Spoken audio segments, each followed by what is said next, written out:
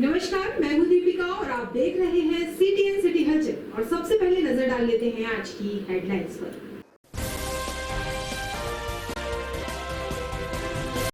न्यायालय द्वारा आज किस्सू तिवारी को आजीवन कारावास की सजा सुनाई गई। आरोपी किस्सू तिवारी काफी समय से फरार चल रहा था, जिसे पुलिस ने अयोध्या से किया था गिरफ्तार।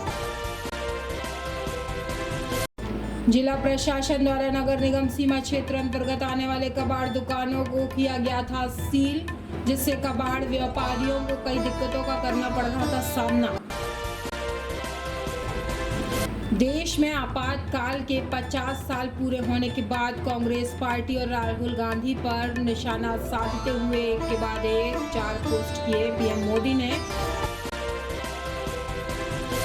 समर कैंप समापन की शाम पुलिस परिवार के सभी सदस्यों के नाम। पुलिस अधीक्षक कटनी अभिजीत रंजन की उपस्थिति में पुलिस समर कैंप का हुआ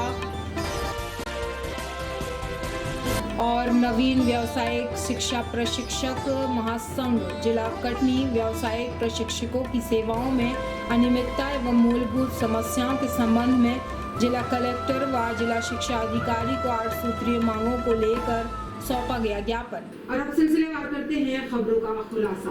कटनी जिले में मोस्ट वांटेड आरोपी किस्सू उर्फ किशोर तिवारी को आज पंचम अतिरिक्त जिला एवं सत्र कोर्ट ने आजीवन कारावास की सजा सुनाई। बता दें कि किस्सू तिवारी ने 31 दिसंबर 1986 में राजेंद्र उर्फ देव सिंधी को मारकर झुगेही के चूल्हे के जलते हुए भट्टे में जिंदा फेंक दिया था। इस दरमियान ही युवक की मौत हो गई थी। पुलिस ने किस्सू तिवारी के खिलाफ हत्या का मुकदमा दर्ज किया था। किस्सू तिवारी के खिलाफ 22 हत्या, अपहरण, डकैती जैसे कई आपराधिक मुकदमे दर्ज थे। पंचम जिला एवं सत्र न्यायाधीश के कोर्ट में फैसले की तारीख होने वाली थी, लेकिन अभियुक्त किस्सू तिवारी ने कोर्ट में उपस्थित होना बंद कर दिया था। उसके बाद कोर्ट ने आरोपी के पकड़े जाने तक अपना फैसला सुरक्षित रखते हुए लिफाफा बंद कर दिया था। आज किस्सू तिवारी के खिलाफ न्यायालय में फैसला आजीवन कारावास का सुनाया गया। बहुत ही कुख्यात, बहुत ही नृशंस हत्याकांड था, जिसने इस पूरे इलाके में और पूरे प्रदेश में सनसनी व्याप्त की थी। इसमें जो सबसे नृशंस पहलू था वो ये था कि चूना भट्टा से एक लाश बरामद हुई थी और लाश भी इस रूप में बरामद हुई थी कि आप सिर्फ हड्डियां गिन सकते थे। और इस घटना के कारण जो रोष और भय व्याप्त हुआ, उसकी परिणति ये हुई कि इस प्रकरण को मुस्तैदी से पुलिस ने इन्वेस्टिगेट किया, आरोपी को पकड़ा और इसका ट्रायल शुरू हुआ। लेकिन ट्रायल के दौरान आरोपी फरार हो गया और आरोपी लगभग 2 दशक तक फरार रहा। इसके बाद 2 दशक बाद जब आरोपी गिरफ्तार हुआ तो उसका पुनः ट्रायल शुरू किया गया और ट्रायल के दौरान जिस दिन फैसला होना था, उस फैसले के ऐन दिन आरोपी पुनः फरार हो गया। तब माननीय न्यायालय ने जो कानूनी प्रावधान है दंड प्रक्रिया संहिता के, चूंकि उन्होंने निर्णय लिख लिया था और जब आरोपी की पुकार की गई और आरोपी फरार पाया गया तो उन्होंने उस निर्णय को सुरक्षित कर दिया, सील बंद कर दिया। जो उसमें पब्लिक प्रोसिक्यूटर थे उस समय, जो डिफेंस काउंसिल थे, उनके हस्ताक्षर वगैरह जो एक प्रक्रिया रहती है वो की गई।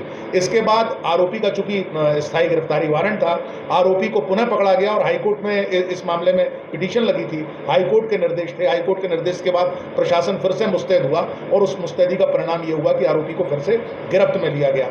और जब आरोपी इस समय जेल में निरुद्ध था, तब आरोपी का फैसला माननीय न्यायालय द्वारा प्रोनाउंस किया गया। इसमें बहुत सारी तकनीकी अड़चनें पैदा की गई बचाव पक्ष द्वारा, उन सब का निराकरण माननीय न्यायालय द्वारा किया गया।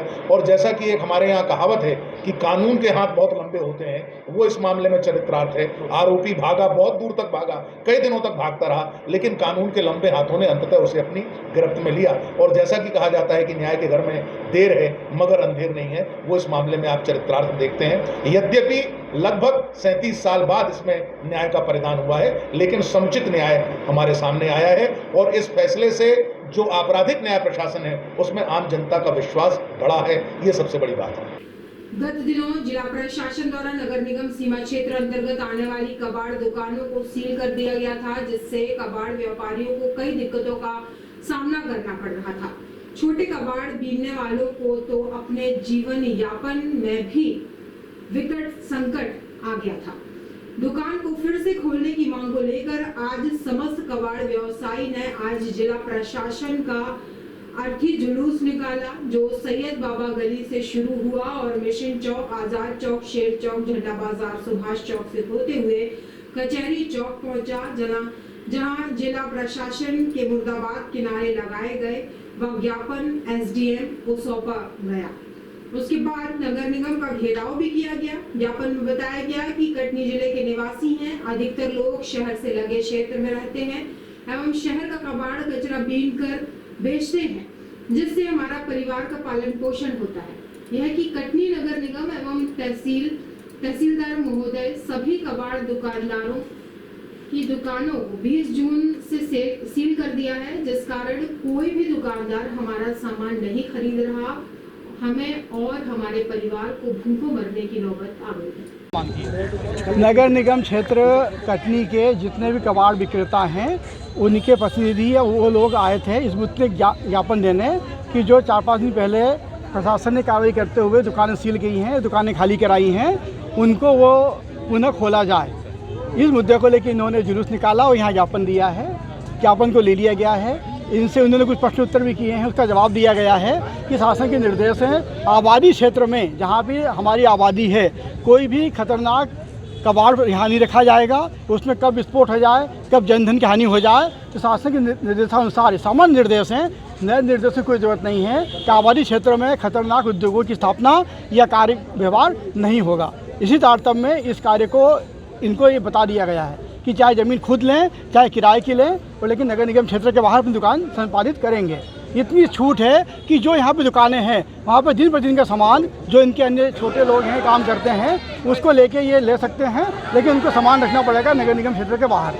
देश में आपातकाल के 50 साल पूरे होने के बाद कांग्रेस पार्टी और राहुल गांधी पर निशाना साधते हुए एक के बाद एक 4 पोस्ट किए हैं। पीएम मोदी ने अपने सोशल मीडिया एक्स पर पोस्ट करते हुए लिखा है कि आज का दिन उन सभी महान पुरुषों और महिलाओं को श्रद्धांजलि देने का दिन है जिन्होंने आपातकाल का विरोध किया और आज 25 जून है। इस तारीख को इतिहास की काली तारीख के रूप में देखा जाता है। आज से 59 साल पहले 1975 में पूर्व प्रधानमंत्री इंदिरा गांधी ने देश में इमरजेंसी लागू करने की घोषणा की थी। इमरजेंसी लागू होने के बाद देश के नागरिकों के मौलिक अधिकारों को खत्म कर दिया गया था। इस दौरान कोई भी किसी प्रकार का विरोध प्रदर्शन नहीं कर सकता था।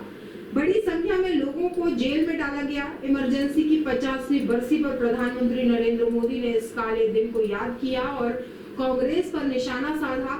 इसके बाद पीएम मोदी ने कांग्रेस को अपनी नीतियां याद दिलाते हुए कहा कि उनकी वजह से कई लोगों को अपनी जान गंवानी पड़ी थी।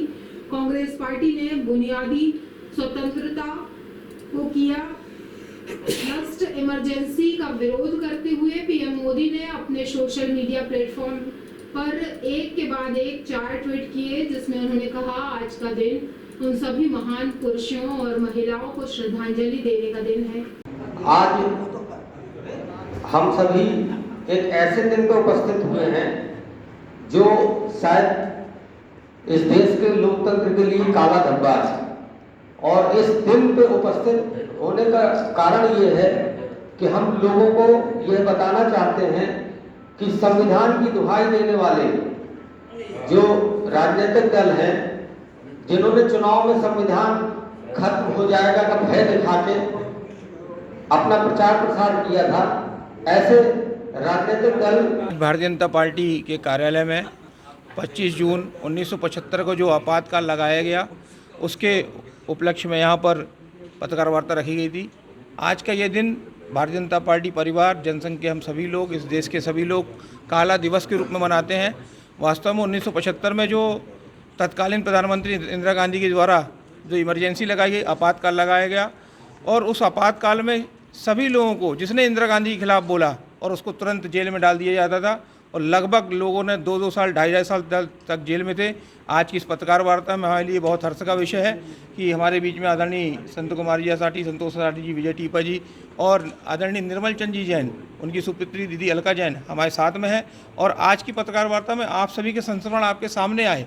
और वास्तव में लोकतंत्र की हत्या करने की यदि मैं बात करता हूँ तो लोकतंत्र की हत्या किसने की और किसने नहीं की, जो लगातार श्रीमान राहुल गांधी जी, उनके साथ के एनडी गठबंधन के लोग जो लगातार आदरणीय कल नरेंद्र मोदी जी ने कल याद किया आज के दिन को कि इस देश में किस प्रकार से लोकतंत्र की हत्या की गई थी और कांग्रेस। और अब वक्त हो चला है रमाकांत निगम जी की तुलिका का।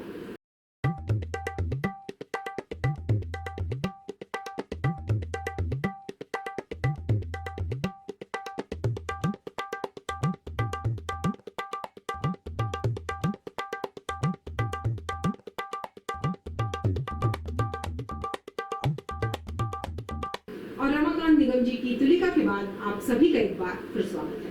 समर कैंप समापन की शाम पुलिस परिवार के सभी सदस्यों के नाम पुलिस अधीक्षक कटनी अभिजीत रंजन की उपस्थिति में पुलिस समर कैंप का समापन ग्रीष्मकालीन अवकाश शुरू होते ही पुलिस विभाग के सभी बच्चे एवं महिलाएं ग्रीष्मकालीन समर कैंप के शुरू होने का इंतजार कर रहे थे, जिसे माननीय पुलिस अधीक्षक महोदय द्वारा पूरा कर ग्रीष्मकालीन समर कैंप शिविर का पुलिस लाइन कटनी में दिनांक 12/5/2024 को शुभारंभ किया गया, जिसमें पुलिस परिवार के बच्चों एवं सदस्यों ने बढ़ चढ़कर हिस्सा लिया।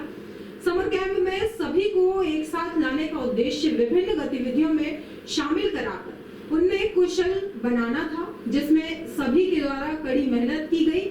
आयोजित समर कैंप के शुभारंभ के अंत तक पुलिस परिवार के सभी बच्चों और सदस्यों ने एक खुशी की लहर दिखाई दी। सभी सदस्य विशेषकर महिलाएं एवं बच्चे पूरी ऊर्जा के साथ समर कैंप का लुत्फ उठाते रहे। शाम को ग्रीष्मकालीन समर कैंप समापन समारोह कार्यक्रम में पुलिस अधीक्षक श्री अभिजीत रंजन ने अपने उद्बोधन में कहा कि पुलिस विभाग में पदस्थ हमारे अधिकारी कर्मचारी अपने कार्य की व्यस्तता के कारण अपने परिवार को पूर्ण समय नहीं दे पाते। नवीन व्यावसायिक शिक्षा प्रशिक्षण महासंघ जिला कटनी व्यावसायिक प्रशिक्षकों की सेवाओं में अनियमितता एवं मूलभूत समस्याओं के संबंध में जिला कलेक्टर व जिला शिक्षा अधिकारी को 8 सूत्रीय मांगों को लेकर एक ज्ञापन सौंपा गया। व्यावसायिक शिक्षा संचालित शासकीय विद्यालयों में व्यावसायिक प्रशिक्षक विगत वर्ष 2015-16 से वोकेशनल ट्रेनिंग प्रोवाइडर वीटीपी के माध्यम से नियुक्त किए गए हैं। वर्तमान में जिनकी संख्या 3386 हो गई है। इस वर्ष 1002 नई नियुक्ति की जानी है प्रस्तावित है। व्यावसायिक प्रशिक्षण केंद्र सरकार की महत्वाकांक्षी योजनाओं से एक स्वयं व्यावसायिक शिक्षा के आधार पर स्तब्ध है, जिसके माध्यम से शासकीय विद्यालयों के विद्यार्थी आत्मनिर्भर बनकर रोजगार एवं स्वरोजगार से जुड़े जा रहे हैं। नई शिक्षा नीति 2020 में भी व्यावसायिक शिक्षा के लिए अत्यधिक महत्व दिया गया है, जिनके सदस्यों की पूर्ति हेतु व्यावसायिक प्रशिक्षकों को वर्तमान स्थिति पर संगठन अपना ध्यान आकर्षण कराना चाहता है। संपूर्ण भारत वर्ष में बीते वर्ष की भांति इस वर्ष भी शासन द्वारा राष्ट्रीय पल्स पोलियो अभियान चलाया गया, जिसके तहत जिला कलेक्टर श्री प्रसाद के निर्देशानुसार 0 से 5 वर्ष तक के बच्चों को 2 बूंद जिंदगी की पल्स पोलियो दवा पिलाने बूथ पर अवश्य लेकर जाएं। इस संदर्भ में कटनी जिला चिकित्सालय मुख्य पल्स पोलियो टीकाकरण प्रभारी नितिन तपा के मार्गदर्शन में कटनी की अग्रणी समस्त स्वयंसेवी संस्था सर्वधर्म जनसेवा मंच समिति मध्य प्रदेश कटनी संस्थापक एवं प्रदेश अध्यक्ष समाजसेवी व अधिवक्ता रेखांजू तिवारी के नेतृत्व में तिलक कॉलेज रोड खिलनी स्थित शहरी प्राथमिक स्वास्थ्य केंद्र प्रेमनगर में बच्चों का जीवन मंगलमय और सुखमय जीवन को 2 बूंद जिंदगी की दवा पल्स पोलियो बूथ लगाया गया। और अब जाने से पहले एक नजर डाल लेते हैं आज की हेडलाइंस पर। न्यायालय द्वारा आज किस्सू तिवारी को आजीवन कारावास की सजा सुनाई गई। आरोपी किस्सू तिवारी काफी समय से फरार चल रहा था, जिसे पुलिस ने अयोध्या से किया था गिरफ्तार। जिला प्रशासन द्वारा नगर निगम सीमा क्षेत्र अंतर्गत आने वाले कबाड़ दुकानों को किया गया था सील, जिससे कबाड़ व्यापारियों को कई दिक्कतों का करना पड़ रहा था सामना। देश में आपातकाल के 50 साल पूरे होने के बाद कांग्रेस पार्टी और राहुल गांधी पर निशाना साधते हुए एक के बाद एक 4 पोस्ट किए पीएम मोदी ने। समर कैंप समापन की शाम पुलिस परिवार के सभी सदस्यों के नाम पुलिस अधीक्षक कटनी अभिजीत रंजन की उपस्थिति में पुलिस समर कैंप का हुआ और नवीन व्यावसायिक शिक्षा प्रशिक्षक महासंघ जिला कटनी व्यावसायिक प्रशिक्षकों की सेवाओं में अनियमितता एवं मूलभूत समस्याओं के संबंध में जिला कलेक्टर व जिला शिक्षा अधिकारी को 8 सूत्रीय मांगों को लेकर सौंपा गया ज्ञापन। और आज की जानकारियों में बस इतना ही। कल फिर होंगे हाजिर शहर की ताज़ा तरीन जानकारियों के साथ। तब तक के लिए नमस्कार।